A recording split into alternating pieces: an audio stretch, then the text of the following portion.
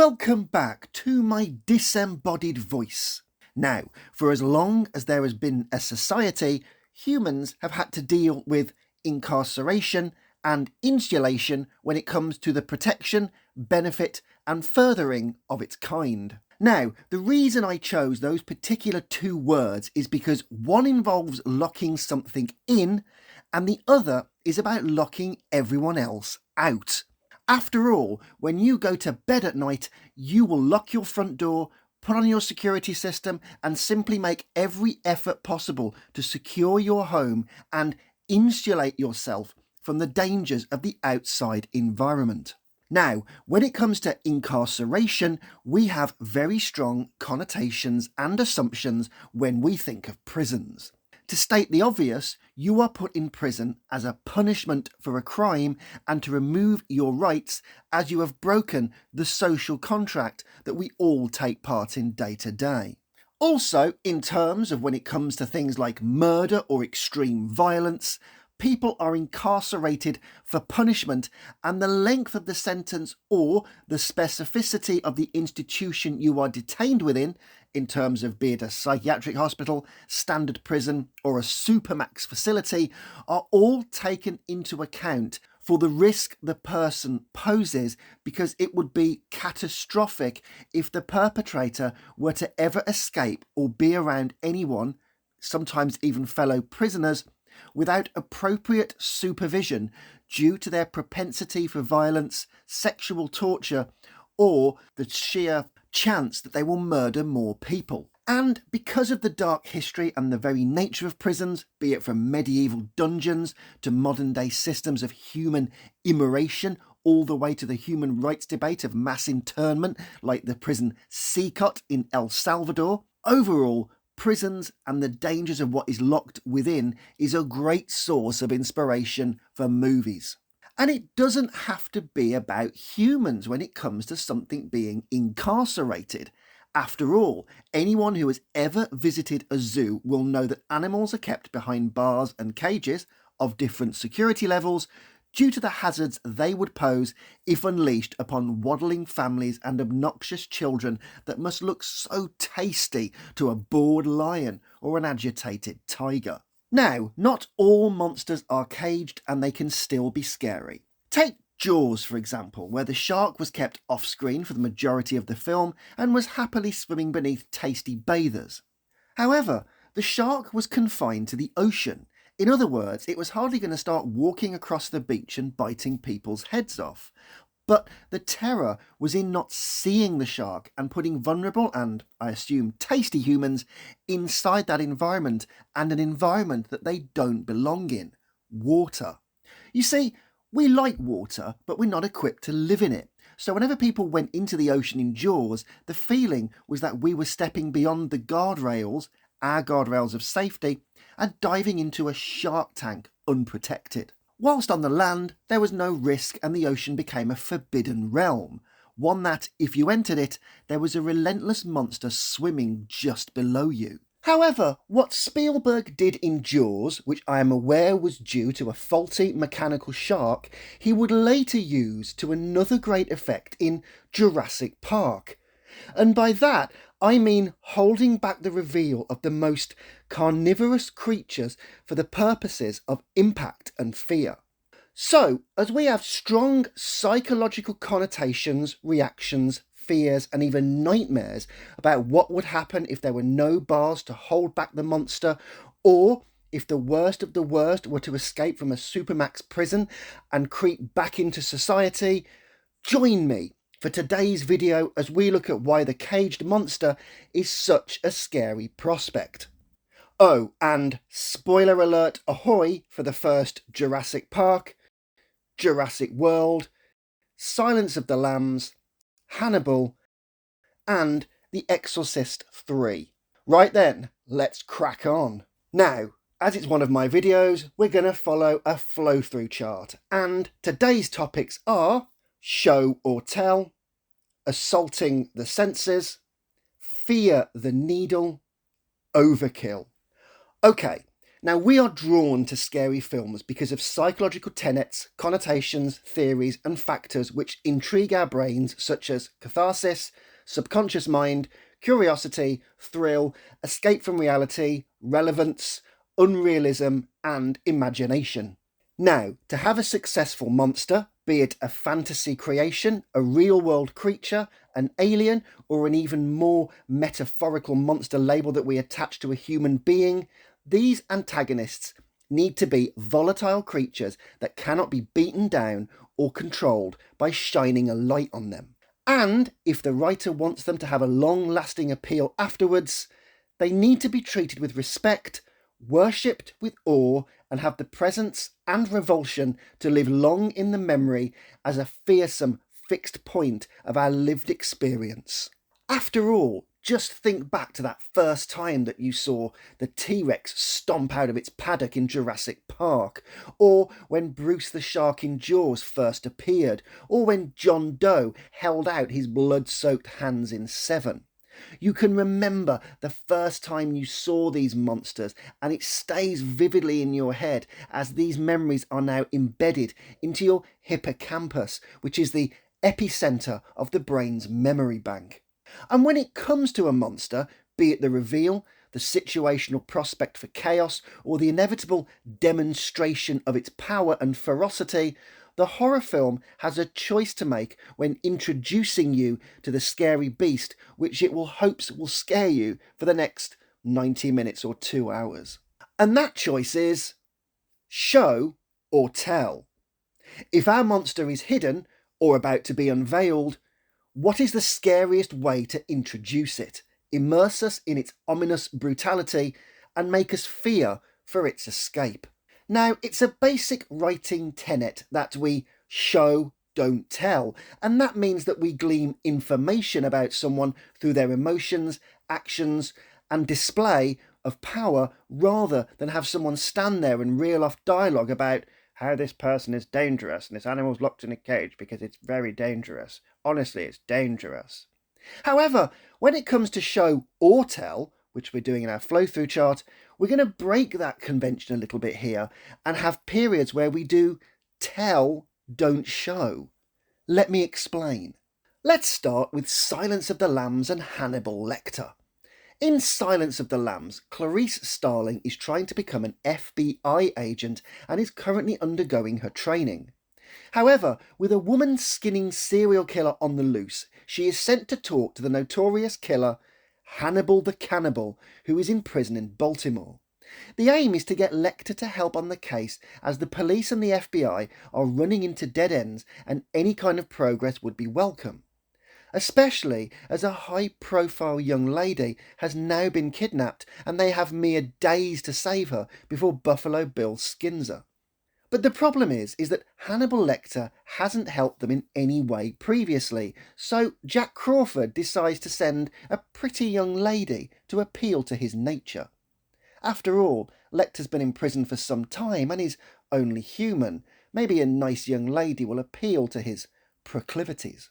Upon arriving at the prison, Jodie Foster, who plays Clarice Starling, is above ground and in daylight, but as she heads inside, meets Dr. Chilton and then gets taken to the cells below, we begin a long descent into hell, both in terms of literally in travelling down to the bowels of the building, but also quite metaphorically as daylight vanishes and we enter a world of cold bricks and monsters and high security monitors and iron bars, and we realise that the worst of the worst are thrown in here, never to leave. However, Chilton then tells Jodie Foster about the rules of why the monster has a perspex cell, why she mustn't approach the glass, and how she must be careful at all times. As time goes on and we hear more rules and backstory, the visual sights here are all about bars, narrowing corridors, worsening looking prisoners, a lack of contact with anything human, and darkening hues of colour. It's like sinking into the ocean and watching the surface fade away as you sink deeper into this world of gliding monsters.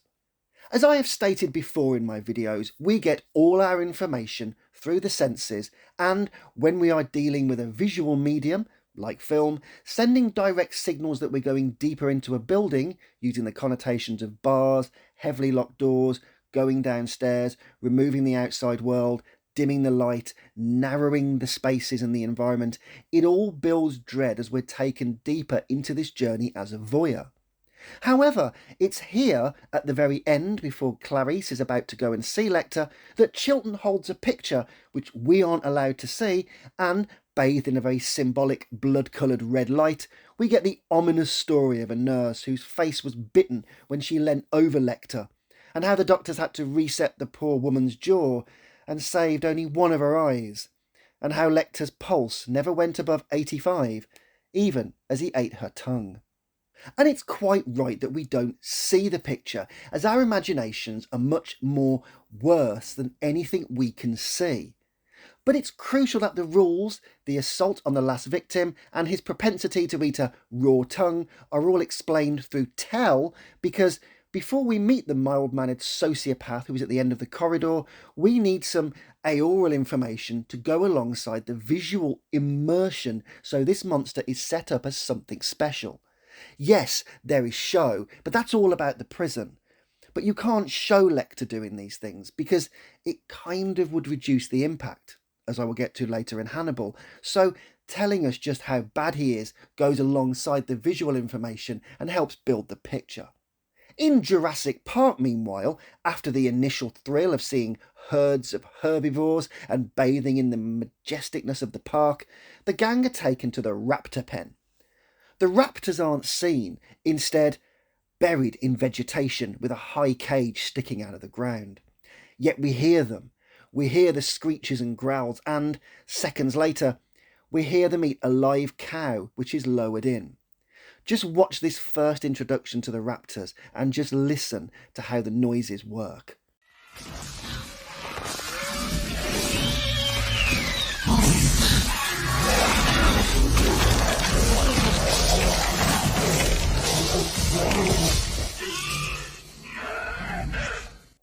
Now, Spielberg keeps them hidden, but whilst we wonder what beasts lurk below, Robert Muldoon suddenly arrives and explains how these creatures are lethal, intelligent, and highly dangerous, and how they should all be destroyed. We hear how 8 raptors are now 3 because the big one came in and killed all but 2 of the others. Now, Spielberg rightly isn't shooting his load here, and he's keeping the raptors hidden so we are kept intrigued. And Alan Grant has already given us some insight into the velociraptors when he was kind of teasing that snot-nosed kid at the archaeological dig at the start of the movie about how the raptors attack from each side, spill your guts with a giant claw, and then, as your bowels fall out, they eat you alive. The point is, it's crucial in both Jurassic Park and Silence of the Lambs that the deep tell is alongside the no-show, but what is shown has clear connotations. Clarice's building that she's going in is full of bars, police, narrowing corridors, bricks. It's cold, it's dark, it is like a dungeon. And in Jurassic Park, it's important that the raptor's pen is exactly that. It's high, secure, filled with noise and rustling and growling, but you can see from big bars, electric fences, the general security, we're taking this seriously. And this is all done to build anticipatory mood. And anticipation is a meta-emotion. It's a fear of something which is indicated rather than the actual fear of seeing something because it's happening. It would be like saying, if a rabid dog was poised to attack you, that you're not really afraid of the dog or its bite, but at that moment in time, you're afraid of the pain of the dog's bite. And that's because we conflate possibility with outcome.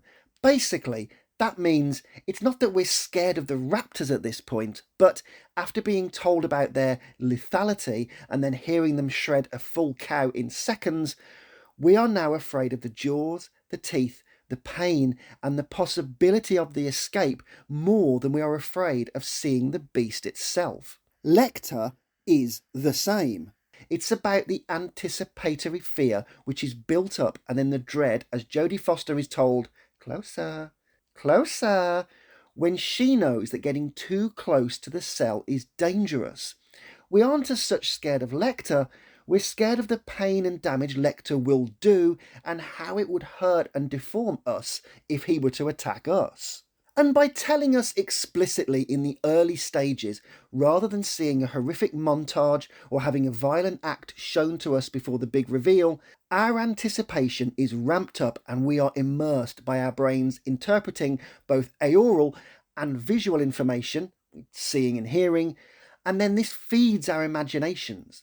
Then once we arrive with all the dark portents and the sheer horror, we see no bars but the perspex wall, and we suddenly make sense and connect everything.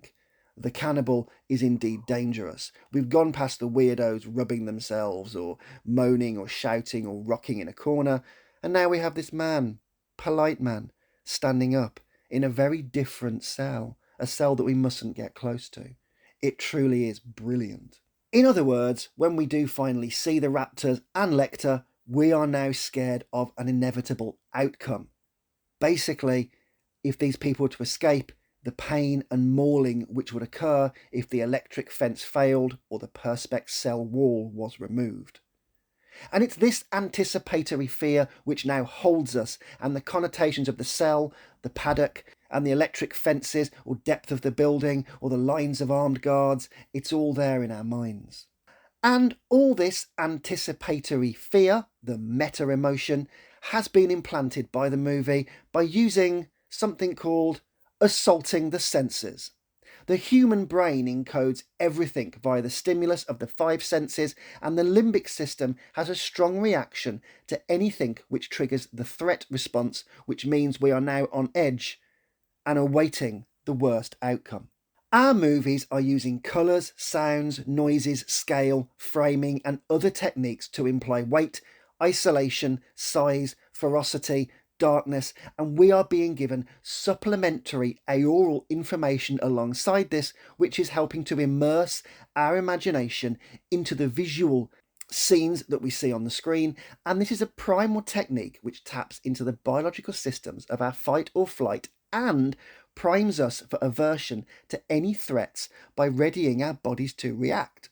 And our imaginations are brilliant things, and movies need to trust us to use them and fill in the blanks. Now, we know that Hannibal Lecter isn't going to burst through the TV screen and bite us, and we know that velociraptors are really extinct, and actually they don't look quite like Spielberg made them, but the movie wants to hook the imagination, fuse it to reality, and leave you feeling scared because the brain and fear response has now overridden the logical parts of the brain which have been working previously.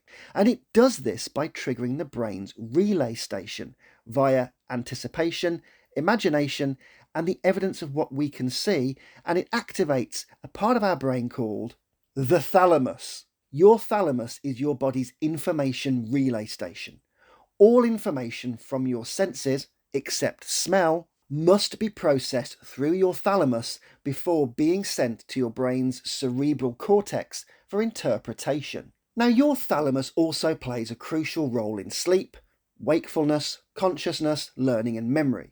Your thalamus is an egg-shaped structure in the middle of your brain, and it's known as a relay station of all incoming motor, movement, and sensory information, hearing, taste, sight, and touch, but as I said before, not smell, that comes into your brain. Like the epicenter in a train station, all information must first pass through your thalamus before being routed and directed to its appropriate destination in your brain's cerebral cortex, which is the outermost layer of your brain, for further processing and interpretation. Basically, your thalamus is your single point of access to everything.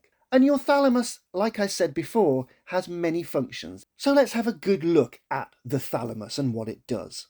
Relaying sensory information. Taking in information in the form of nerve signals, and each sensory function has a thalamic nucleus that receives, processes, and transmits the information to its related area within your cerebral cortex. Relaying motor, movement information. Similar to sensory information, motor pathways all pass through your thalamus, like responding to a jump scare. Prioritizing attention. Your thalamus helps decide what to focus on among the vast amount of information that it receives. Role in consciousness. Your thalamus plays a role in keeping you alert, and this remains switched on during times of stress. Role in thinking, cognition, and memory. Your thalamus is connected with structures of your limbic system, which are involved in regulating emotions, formation, and storage of memories. And sensory information flow. When you sense a threat, sensory information, like a loud noise or a frightening sight, first reaches the thalamus, which acts as a relay station for all sensory information.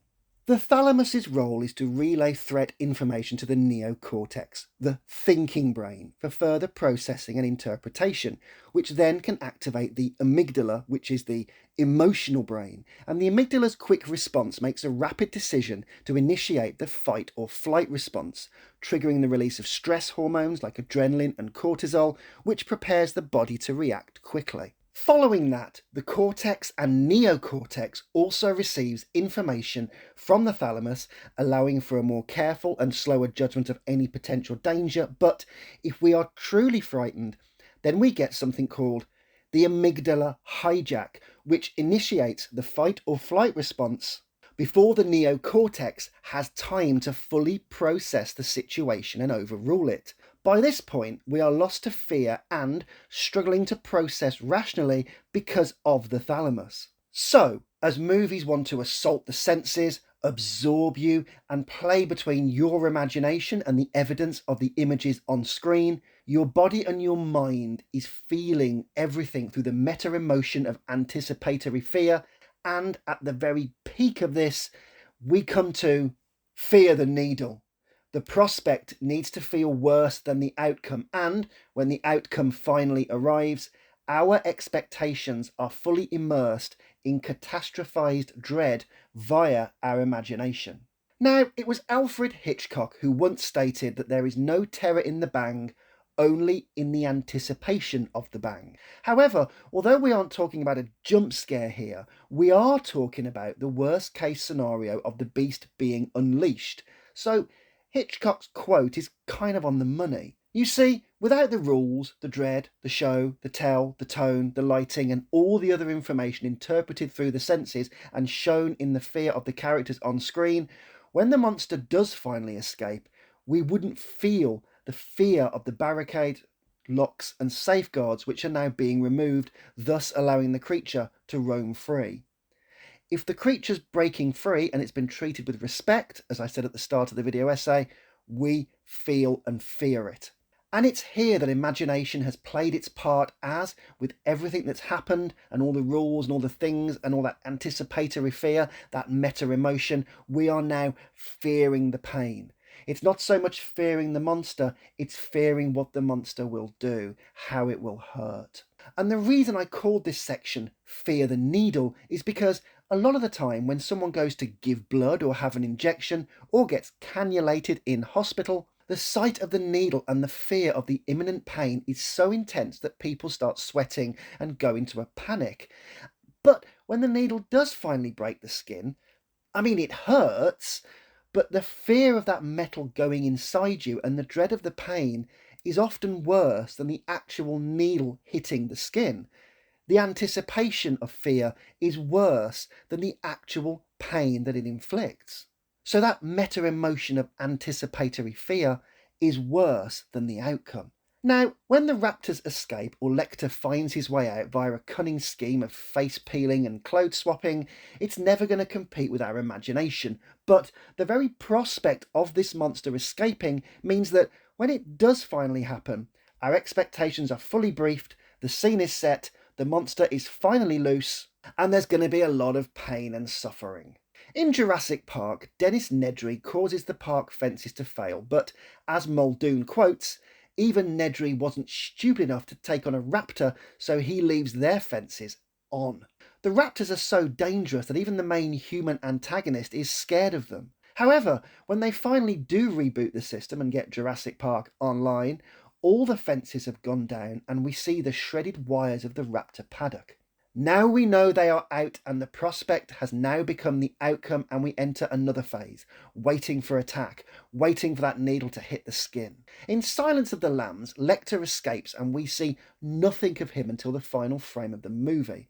But the very notion that the cannibal is out and free is terrifying, and as he has already killed someone, stolen their passport, flown abroad, and is now stalking Dr. Chilton with the intention of eating him, the movie closes on an uncaged Lecter amongst a naive public. It's a truly unsettling moment where the prospect of his escape is now the outcome and the monster is free. And if the dread and fear has immersed you and you respect the creature or the killer, we enter something called biophobophilia, a term which describes simultaneously fearing and being fascinated by scary creatures, which is an evolutionary technique we all use to survive extreme dangers.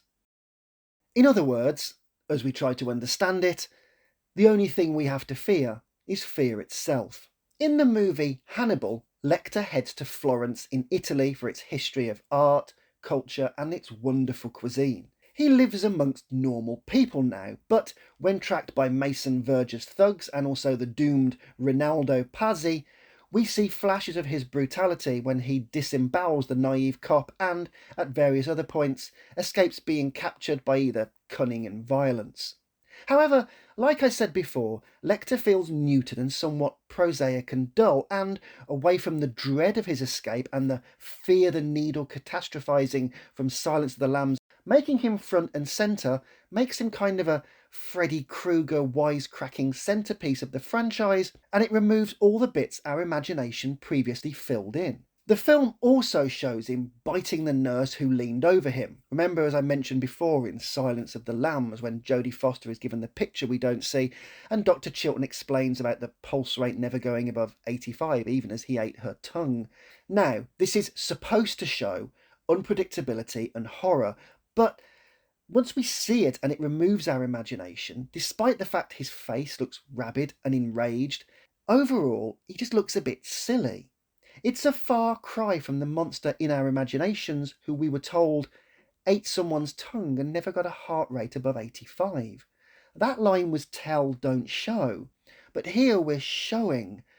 And it just doesn't compete with what our imagination put together from Jodie Foster's hidden picture, the lighting, and Dr. Chilton's chilling words. And in Jurassic World, once Chris Pratt dives into the raptor pen to save a hapless employee who has fallen in, all menace of the raptors instantly vanishes. Now, I know that Chris Pratt is a raptor whisperer and he's raised these velociraptors from birth, but from being a creature so volatile, ferocious and violent and unreachable, we now see them akin to cats like those in Tiger King, and although they do attack people later on in the movie, as they are at the behest of the Indominus Rex, we see too much. Their power and scale is neutered. There's no imagination, no fear, no dread. Chris Pratt just stands there. Whoa, easy, easy. The whole thing diminishes, and we completely miss overkill. Our monsters need to be so extreme and in such high levels of incarceration that we fill in all the missing blanks with the aforementioned catastrophizing and imagination. Lecter is in the most secure prison in Baltimore in a basement with a perspex screen. There are multiple guards, bars are too risky, and he is locked in the very bowels of the building in Silence of the Lambs. When he is finally moved, he's moved under an army of guards and his mouth is covered by a muzzle because he's a cannibal, and given a heartbeat chance, he will eat raw human flesh. His cell is in a basement, as I said, in the bowels of a building. He will never see daylight. He is the worst of the worst. In Jurassic Park, the raptors are far too dangerous to put in any pen like the other dinosaurs. Even the T-Rex fence is nothing like the raptor pen, and the Rex is king of the dinosaurs, for God's sake. And when Nedry kills the park's power and screws over Hammond, even he isn't stupid enough to let the raptors out. Muldoon, a hunter who has killed the worst predators on Earth and has no fear of anything and loves to hunt, he's terrified of these creatures and states they should all be killed. Overkill is everywhere. And let's finish with The Exorcist 3, where George C. Scott is hunting a long-dead serial killer who has apparently come back to life. And his investigations lead him to a psychiatric hospital where another apparently dead person is sitting in a straitjacket in a cell. It's Father Karras from the original Exorcist. Now, what I love about this scene, before we even get to Brad Dourif's brilliant monologuing as the Gemini killer, is the whole concept of the disturbed ward, where the worst of the worst psychiatric patients are kept. We are talked through security, a bit like in Silence of the Lambs, explained how impossible it is to escape, how the 6-digit codes change every hour so nobody can get out, and when we get into the disturbed ward for a peek, we don't see people acting weird or hostile. It's just a line of sterile, silent doors which asks us to use our imagination of what is behind them. We know something occultic is going on here, and we know the Gemini killer has possessed someone and is now flitting between the patients and slaughtering people whose name begin with a K.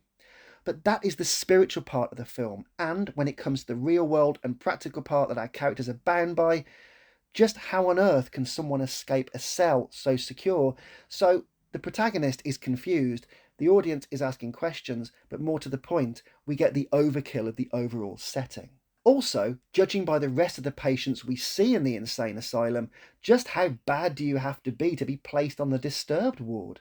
What goes so wrong in someone that they have to be placed in this place of such overkill security? Imagination is a big part of film, and showing, telling, hiding, lighting, sound, and all the other things make up immersion and dread, and when monsters are given reverence and respect, we get some truly memorable moments, atmospheric scenes, and movies which are completely immersive. And our thalamus, amygdalas, and brains love it. If you love horror films, you love darkness and being scared and dread and thrills, this is perfect, and it's a shame we don't get more movies today that trip and tap into this. Trust us, let us use our imaginations. But that's enough from me. What about you guys? Any movies where the monster, be it human or otherwise, scared you or had you on the edge of your seat?